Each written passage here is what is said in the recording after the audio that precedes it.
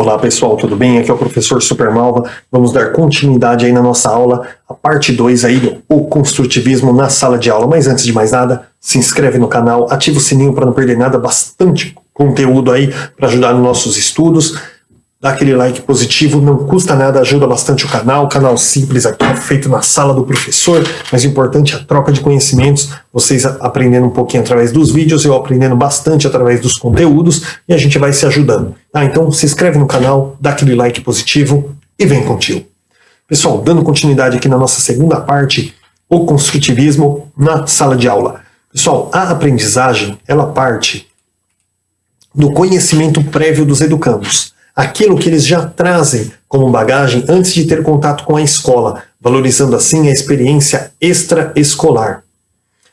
Socialização e, acima de tudo, conteúdos que fazem parte de suas vidas em um significado para eles. Na concepção construtivista, é a partir desses conhecimentos que o aluno constrói e reconstrói novos significados. Então, pessoal, a premissa da educação, do construtivismo, é você trabalhar a partir do conhecimento que o aluno já tem, né? O que ele já sabe sobre o mundo, o que ele já sabe sobre a sociedade, sobre ele como pessoa, como ser social, como ser cultural, né? O eu no mundo, ele já tem um comecinho ali da identidade dele sendo construída. Vamos dar uma continuidade, né? Você não pode pegar, por exemplo, vou dar um exemplo aqui, na política, por exemplo. Né? Tem lá um prefeito, tal, aí ele está lá com um projeto em andamento, concluiu, aí começou outro, concluiu, aí tem um outro projeto ali que está andando, acabou, ele perdeu a eleição, não vai mais poder continuar a ser prefeito. Aí o que vai acontecer? Entra um novo prefeito, aquele novo prefeito não gosta dele. Aí o que o novo prefeito faz? Para aquele projeto que estava em andamento, vamos começar um novo projeto. Gente, dá continuidade àquele projeto do outro prefeito. Termina, vai ser bom para o município. Não, mas o meu partido não se dá com o partido dele, então eu não vou dar continuidade. Tá errado, gente. Quem perde isso é o município. Seu partido não ganha nada, o partido dele não ganha nada e o município perde. Então não há vencedores, mas há perdedor, que é toda a cidade. Então, pessoal, dá continuidade no projeto. Tem que parar com essa vaidade de, não, porque aí qual que é o nome que vai na placa? O meu ou dele? Que placa, gente? Esquece esse negócio de placa, o importante é fazer para melhorar o município. Então, quando você tem um educando que chegou ali na escola, ele chegou já com uma gama de conhecimentos. E você tem que dar continuidade. Não, mas eu tenho que começar do zero, que é para dizer que eu ensinei tudo para ele. Mas, gente, que é isso? Ele já traz o conhecimento de casa. Você vai dar continuidade. Mas aí a família vai levar fama. Cara, não importa quem vai levar fama em cima do aprendizado do aluno. O importante é ele aprender. Então tem que parar com essa coisinha assim de, não, eu vou ensinar a criança do meu jeito. Não, você vai dar continuidade da onde ele já sabe. Tá bom? Dessa forma a criança vai desenvolver muito mais. Ela já traz uma bagagem, uma gama de conhecimento de dentro de casa, da igreja que ele frequenta, do clube ou de qualquer lugar lá que o papai e a mamãe frequenta, e dali ele já vai conhecendo os coleguinhas, já tem a interação, ele já vai aprendendo. Você tem que dar essa continuidade, gente. Você não pode ir lá e pensar que a criança é um saco vazio e começar do zero. Tá? Na concepção construtivista, é a partir desses conhecimentos que o aluno constrói e reconstrói novos significados. Certo? A educação, gente, ela é um processo inacabado. Está sempre aberta a novos conhecimentos. Ou seja, gente, não existe assim, você fala assim, porque olha, eu já aprendi educação. Eu costumo dizer uma frase, gente, que eu gosto muito. Que eu falo assim, que não existe o sábio, existe o tolo. O sábio não existe. Existe aquele que busca o conhecimento. Por quê, gente? Porque a pessoa chega lá, ele estuda, ele adquiriu todo o conhecimento que ele poderia. Ele se tornou um sábio. No minuto seguinte, já surgiu uma coisa nova. Então ele já tem algo novo a aprender. Ele já deixou de ser sábio, porque ele tem uma coisa nova para aprender. Peraí, foi lá, aprendeu aquilo, voltou a ser sábio. No minuto seguinte tem uma coisa nova, o mundo se transforma constantemente. Então a pessoa nunca alcança a sabedoria, porque sempre vai ter algo novo a aprender. Então existe o tolo, porque o tolo é aquele que vive na ignorância e ele comete um erro, ele insiste no erro e ele não sai do erro porque ele acha que se ele mudar de opinião, por exemplo, a pessoa vai achar que ele é um tonto. Né? Olha, se eu mudar de opinião vão achar que eu sou um tolo. E agindo dessa forma, ele prova ser um tolo. Então quando você toma uma decisão, você erra, e você muda de posição, não é porque você virou a casaca, é porque você percebeu que aquilo ali não estava certo. Opa, deixa eu mudar minha posição, porque eu quero ir para o lado certo. Quando você erra numa coisa e você insiste naquilo porque você acha que, olha, porque se eu mostrar que eu não sei, as pessoas não vão mais confiar em mim. Não, aí você mostra que você é um tolo, porque você tá todo mundo vendo que tá errado e você tá insistindo naquilo, tá? Então, assim, eu sempre costumo dizer, o tolo existe. O tolo é aquele que insiste no erro. O sábio não existe, porque sempre tem algo novo a aprender. Então, existe o tolo e aquele que busca sabedoria. E quando você parte desse princípio, você percebe, você concretiza que a educação é uma coisa inacabada. Ela sempre está se renovando para melhorar. Inclusive, eu estou concluindo agora um livro sobre tendências pedagógicas, porque eu gostei tanto desse tema e eu falei, pô, eu vou escrever um livro. É um livro pequeno, deve dar 50, 60 páginas, coisa pouca. Mas eu achei bem legal que passar todos os métodos de ensino que já passaram pelo Brasil, e aí no final eu deixo ali a minha contribuição, quem sabe aí um dia, né, alguém lê o livro e gosta e coloca isso como uma nova concepção pedagógica para auxiliar também. Ou seja, cada concepção pedagógica que surgiu, ela deixou a sua contribuição positiva, a sua contribuição negativa e ela foi melhorada por outras. E eu deixo ali a minha contribuição também. Logo, logo espero estar publicando aí meu livro Tendências Pedagógicas, né? Uma abordagem prática sobre a educação no Brasil. Então, assim, pessoal, a educação ela é um processo inacabado. Dessa forma, a gente tem que estar sempre buscando coisas novas, tá? Partir para o outro ponto aqui. Deixa eu ver como é que está o vídeo. Começou agora. Existe um enfoque superficial e um enfoque profundo. O que isso significa, gente? São o interesse do aluno na aula, no aprendizado, no projeto. Tá? Então, no enfoque superficial, o aluno ele vai procurar aprender aquilo, o arroz com feijão. Ele vai procurar aprender aquilo que é do interesse dele, aquilo que ele acha que é necessário, certo? E no enfoque profundo, o educando ele vai procurar sempre conhecer mais e mais sobre aquele conteúdo apresentado, desde que o mesmo faça sentido e tenha a ver com a sua realidade. Então, assim, pessoal, como que a gente vê isso?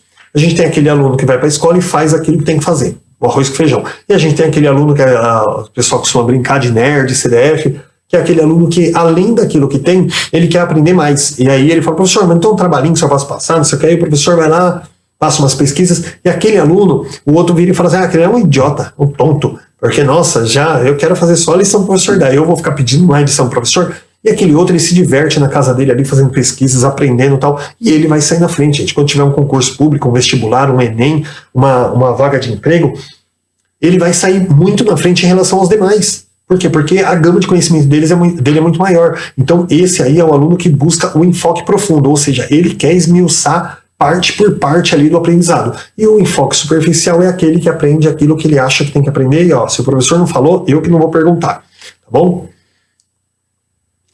Nós devemos ressaltar, gente, que o mesmo aluno, ele pode ter um enfoque profundo num determinado tema, numa determinada matéria, e na outra ter um enfoque superficial, tá? Não é uma regra, assim, que o aluno ele tem o mesmo enfoque. Se ele tem um enfoque profundo, ele vai ter em todas as matérias. De repente tem uma matéria ali que ele não se dá muito bem, então ele vai ser um pouquinho mais assim. Tem a matéria que ele gosta mais, que nem eu, por exemplo, nos meus estudos aqui, eu estudando para vários temas, estou fazendo várias videoaulas, mas quando eu fiz a videoaula lá, na verdade, quando eu assisti a videoaula, eu ainda não fiz essa videoaula, gente.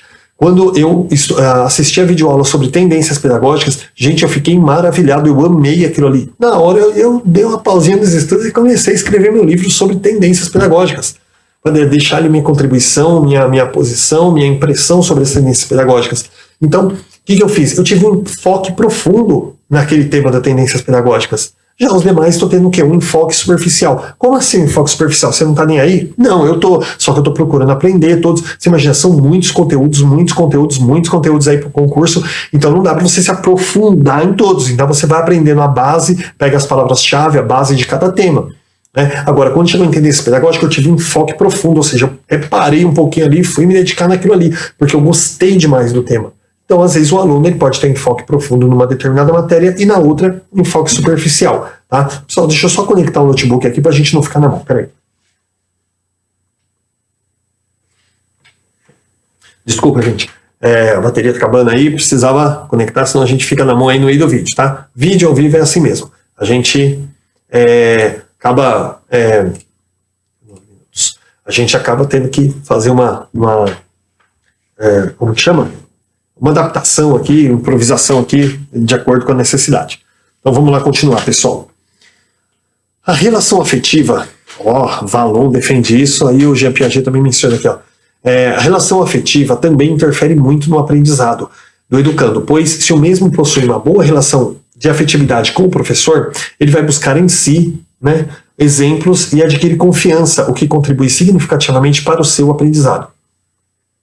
Levar isso em consideração é compreender o papel essencial dos aspectos afetivo-relacionais no processo de construção pessoal do conhecimento sobre a realidade. Gente, então assim, o Henri Vallon, ele define muito isso.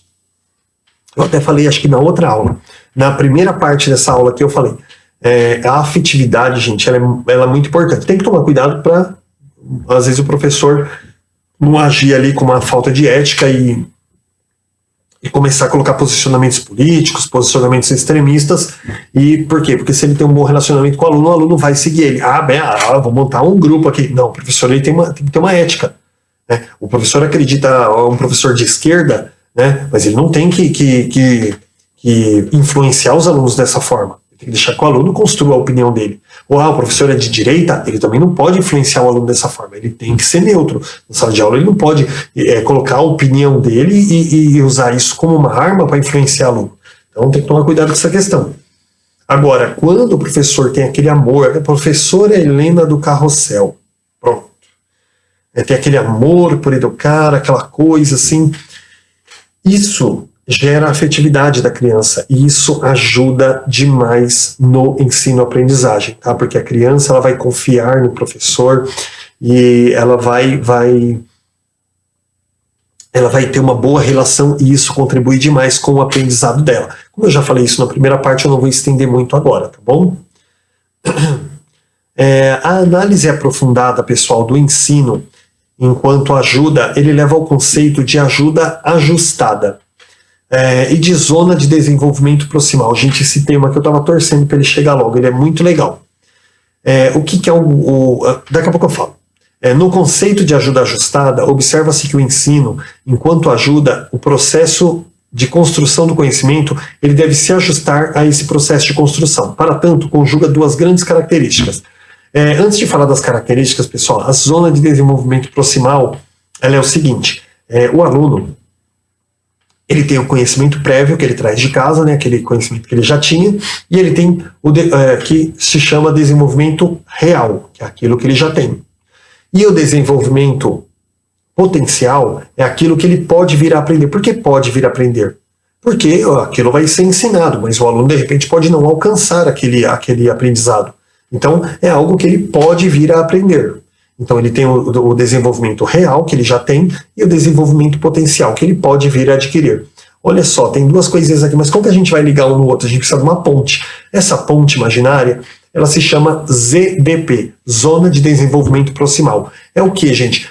São os fatores que vai ligar um desenvolvimento no outro. Por isso que é importante dar continuidade a partir do que a criança já sabe. Ele já sabe. Então vamos dar continuidade para que ele chegue naquilo que a gente quer.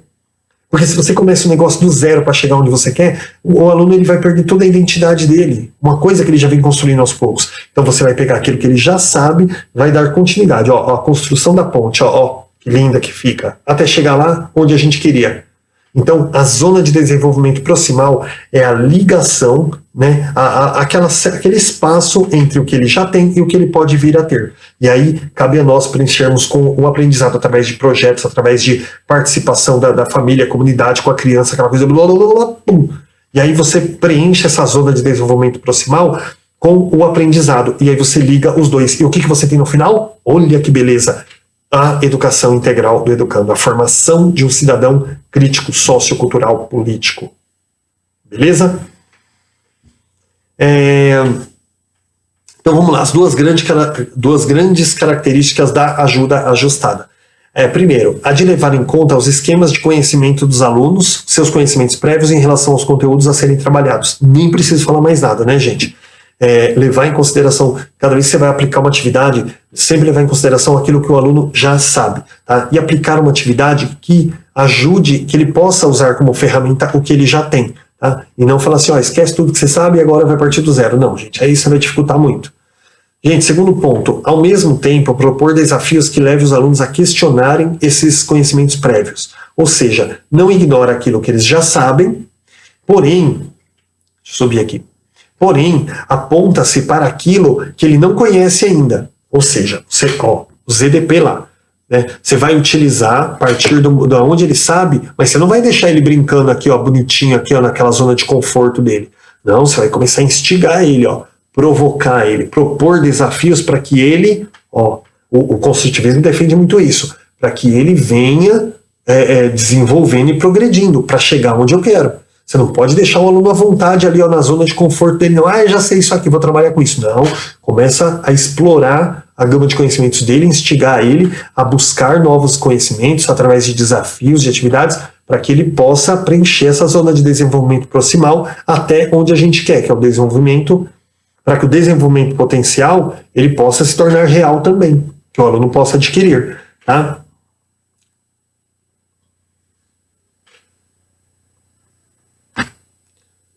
Certo. Pessoal, inserir atividades significativas na aula, tá? Que é o quê? Você não pode pegar, por exemplo, começar a trabalhar atividades que você acha que é legal, mas a criança não se interessa, tá? Coisas que você deu lá quando você se formou no magistério 30, 40 anos atrás. Não, tem que ser coisa significativa para o aluno, para que ele se identifique com aquilo. Pessoal, possibilitar a participação de todos os alunos nas diferentes atividades. Mesmo que os níveis de competência, conhecimento e interesses forem diferenciados. Então, assim, você tem que procurar dar uma atividade que você contemple a sala toda. Porque numa mesma sala você tem aquele aluno mais inteligente, mais evoluído, aquele aluno que tem uma vida muito bem administrada dentro da casa dele, então ele vai chegar na escola e vai dominar o mundo. E tem aquele aluninho que é cheio de problema. Tem problema de alimentação na casa, problema de conforto, problema de banho, problema de ele não tem um quartinho para ele tem que dividir o quarto com irmãos, às vezes até com o pai e com a mãe. Olha que vida difícil dessa criança. Então ele chega na escola cheio de problemas. Todo mundo fala assim, a melhor fase da vida é da infância. A infância é que tem tudo na mão. Mas tem aquela criança, gente, que ele tem que cuidar do irmão mais novo, tem aquela criança que ele tem que dividir o pacotinho de bolacha com o irmão. Não é um pacote desse tamanho, não. Às vezes tem 4 bolachinhas, ele tem que dar 2 pro irmão e comer 2.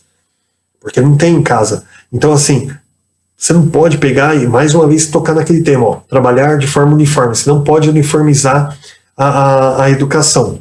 Eu até inventei uma palavra no outro vídeo que eu fiquei com vergonha, que eu falei uniformizalizar, né? É uniformizar a educação. Você não pode fazer isso. Você tem que considerar que tem aquela criança que não tem aquela vida maravilhosa, aqueles parâmetros bem estruturados ali que outros alunos. Então você tem que procurar atividades que você contemple a todos, tá? Ah, mas puxa, eu queria tanto trabalhar na minha aula com pesquisas online, com coisas assim. Ah, mas tem aquele aluno que não tem acesso a isso. E você não tem que basear sua aula no que tem, você tem que basear sua aula no que não tem. Porque aquele que tem acesso, ele consegue trabalhar com um lápis, uma borracha e um giz de cera. Agora, aquele que não tem acesso, ele não consegue trabalhar com computador, porque ele não tem isso em casa. Ah, mas na escola tem, eu trabalho na escola. Tá, mas se ele não tem em casa, ele... Gente, vamos voltar lá. Coisas significativas, objetos significativos. Você tem que trabalhar com a realidade do aluno. Se ele não tem um computador em casa, um tablet em casa, ele não se identifica com aquilo. Então não adianta a escola ter, porque ele não vai saber mexer. Porque ele não tem aquilo em casa. Tá? Então, adequar sempre ali para que todos tenham a igualdade de acesso. Joia? Trabalhar com as relações afetivas e emocionais. A gente acabou de falar isso, né? O professor procurar ter um bom relacionamento com os alunos, poder garantir aí que os alunos desenvolvam a afetividade, porque isso contribui bastante no aprendizado. Perdão? Introduzir modificações e ajustes ao longo da realização das atividades. Gente, o que é introduzir modificações e ajustes? A criança, durante todo o processo da aprendizagem, você não pode falar assim, olha, eu já sei, meu planejamento está pronto. O primeiro mês eu vou trabalhar com isso, o segundo com isso, o terceiro com isso. Você não pode fazer isso, porque vão surgindo situações ali no meio. Eu gosto muito de mencionar essa pandemia que nós estamos vivendo agora em 2020, que você vê, o que aconteceu com a pandemia? Teve que cancelar todas as aulas, acabou. Ah, mas nós vamos cumprir os 200 dias letivos. Mas, gente, olha só, Agora, nós estamos tanto tempo afastado, não vai dar, não tem tempo hábil. Você vai fazer o quê? Você vai comer os dias letivos do ano que vem? Então, assim, teve que modificar o formato da educação, porque foi uma pandemia mundial, gente, foi uma coisa de doença. A saúde em primeiro lugar. Então, o que aconteceu com isso? Nós tivemos que articular aí a educação, como que a gente vai trabalhar, modificar as coisas. E no dia a dia também tem que ser assim. Introduzir modificações e ajustes ao longo da realização das atividades. Você não pode dar uma atividade engessada. Porque, olha, gente, surgiu aqui na prefeitura a Semana do Brincar, foi uma coisa que chegou agora, foi uma coisa nova. Aí você, não, mas a minha atividade já está pronta. Filho, você tem que se articular. Se você não se articular, as coisas não andam. Quer dizer, você vai deixar de participar com as suas crianças da Semana do Brincar, por quê? Porque você já tem as suas atividades para dar? Você articula. Semana que vem você vai lá dar aquela atividade, dar uma apertadinha, trabalha um pouquinho mais com eles, mas nessa semana vamos participar daquele projeto que surgiu. Joia? Promover a utilização e o aprofundamento autônomo dos conhecimentos que os alunos estão aprendendo. Gente, promover a utilização e o aprofundamento autônomo dos conhecimentos que eles estão aprendendo. Então, assim, gente, você vai lá, passa o tema, passa a atividade e deixa que a criança ela construa o seu próprio aprendizado ali. Claro que você vai nortear ali, né, através da mediação, para que a criança aprenda da forma correta, mas tem que deixar a criança também aprender com o erro. Você não pode falar assim, olha, não, tá errado. Senão a criança daqui a pouco ela não quer mais fazer. Não, tem que deixar. A criança foi lá, fez errado, você fala, e se a gente fizesse assim? E se a gente tal? E se a gente mudasse? Então, assim, gente, deixar que a criança, de forma autônoma, deixar que ela procure ali resolver. Se dá um quebra-cabeça para um jogo, por exemplo, dá um quebra-cabeça ali de 4 peças, né? Pega uma criança pequena, eu trabalho com 4 anos, um quebra-cabeça de 4 peças para elas um quebra-cabeça de 1000 pra gente. Então, assim, ela pega ali aquele tangram, né? E aí ela monta, deu errado. Aí ela monta, deu errado. Aí ela monta, deu errado. E você vai dizendo assim, olha, tá quase lá. Tá longe dela chegar no resultado, mas você tá dizendo que tá quase lá. E ela vai instigando, e você tem que deixar aquilo ali. Então, você não pode ficar toda hora interagindo, porque você deixa a criança nervosa, você desanima ela, e você também torna a criança dependente, né? Que nem nessa pandemia. Agora tem muitas mães aí que estão acompanhando muitos filhos nas aulas, nas videoaulas, e tem que, pessoal, deixar um pouco a criança trabalhar sozinha. Ela tem que ter aquele momento de autonomia, de ter a dúvida dela, de dar aquela travada e descobrir ali como que ela vai sair daquilo. Porque se ela sempre depender do adulto, gente, seja dos pais, seja do professor, a criança ela não vai adquirir autonomia na vida escolar dela e nem em nenhum outro âmbito da vida dela, tá bom? Estabelecer relações entre os novos conteúdos e os conhecimentos prévios dos alunos. Gente, isso aqui também está bem repetitivo, porque foi aquilo que eu falei, zona de desenvolvimento proximal. Tá? Você tem aqui o conhecimento prévio dele, o conhecimento que ele pode vir a adquirir, e estabelecer o quê? A relação entre isso. Que vai ser o quê? A construção do saber para ligar essas duas partes, tá bom? E relacionar. O que é relacionar? Se você tem um conhecimento prévio aqui, você não pode ter um final que contradiga com aquilo. Você tem que ter um final ali que tem mais ou menos a ver com a comunidade local. Para quê? Quando você montar a ponte, imagina se você vai construir uma ponte. De um lado da cidade, a ponte começa com 5 metros de largura. Do outro lado, ela tem 20 metros. É fácil, é só fazer a ponte abrindo. Tudo bem, legal, foi bem legal, olha. Obrigado aí pela sua contribuição, pelo seu esclarecimento, ajudou bastante. Só que é o seguinte, quem está saindo daqui onde é 5 metros... depois os caras se espalham na ponte, né? Que beleza. Só que quem tá vindo, entra lá 10 carros de uma vez, vai afunilando. Sabe o que vai acontecer? Vai acontecer um congestionamento gigante. Por quê? Porque lá na ponta só tem 5 metros. Eu usei até, vamos aumentar isso aí para 10 metros, né? Que senão fica muito afunilado. Né? Você pega aí, chega lá, só cabe um carro por vez. Então o que adianta entrar 50 carros por vez na ponte se só vai sair um de cada vez? O que você causa? Um congestionamento enorme. Então o que a ponte, qual que é o correto da ponte? Ela começar com 5 metros aqui ou 10 metros e terminar com 10 metros lá. Por quê? O que vai acontecer com essa ponte? O mesmo fluxo de carro vai vir. Você não vai entrar 50 carros, chega na ponte, o cara fica parado esperando para poder passar, chega a vez dele, fica aquela buzinaiada porque um quer entrar na frente do outro. Correto? Então a mesma coisa, pessoal. Você tem que estabelecer relações entre o que ele já sabe e o que ele vai aprender. Ou seja, o que ele vai aprender tem que estar dentro do contexto social dele. Porque senão você monta uma ponte aqui, você vai montar um aprendizado, como é que você vai fazer a ligação? Porque aqui ele está acostumado com essa cultura, com essa vivência. Aí você vai construindo um saber que vai destoando do que ele já sabe. E logo ele vai perdendo toda aquela identidade dele, vai chegar do outro lado, ele concluiu. Mas e aquilo que ele aprendeu? O que tem a ver? Então, mas isso que eu aprendi, o que tem a ver com a minha vida mesmo? Nada.